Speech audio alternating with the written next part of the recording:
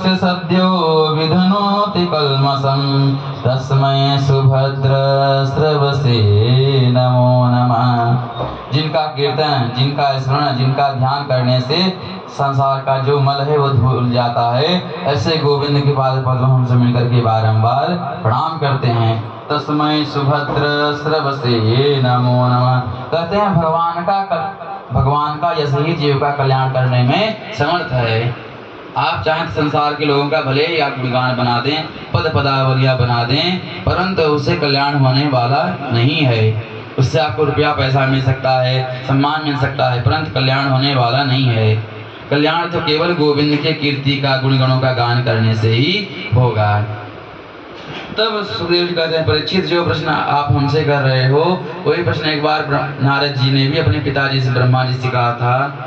एक बार ब्रह्मा जी को ध्यान लगाते हुए नारद जी ने देखा तो कहा, पितामह सारा संसार आप बनाते हैं, तो आप नेत्र बंद करके किसका ध्यान करते हैं? क्या आपसे भी ऊपर किसी शक्ति है? तो कहते हैं कि हाँ, मेरे ऊपर भी किसी का अधिकार है।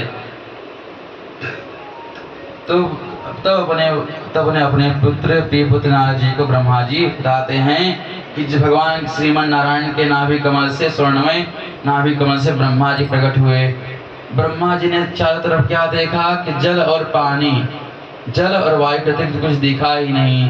तो उनको लगा कि जिस कमल से मैं प्रकट हुआ हूँ इसका कोई और छोर तो होगा। फिर न कमलनाल में घुस गए और 100 वर्षों तक तब ब्रह्मा जी को स्पर्शेत सोढ़क में कविंस, स्पर्श वर्ष के 16वां और 21वां अक्षर सुनाई पड़ा।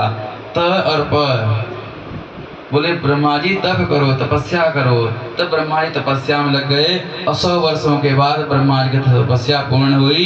तब भगवान प्रकट हुए और भगवान ने ब्रह्मा जी को चतुश्लोकी भागवत जी का उपदेश दिया।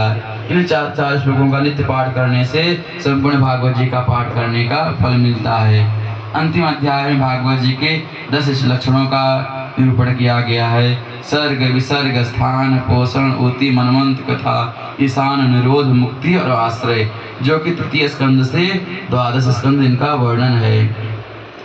तृतीय स्कंद में विदुर जी का पावन चरित्र आता है कि जब महाभारत युद्ध हो रहा था उसी समय विदुर जी ने कहा, महाराज ये जो आपका पुत्र दुर्योधन है ना, वो साक्षात कलयुग है, इसलिए मैं चाहता हूँ कि सबके कल्याणार्थ आप इस पुत्र का त्याग कर दीजिए।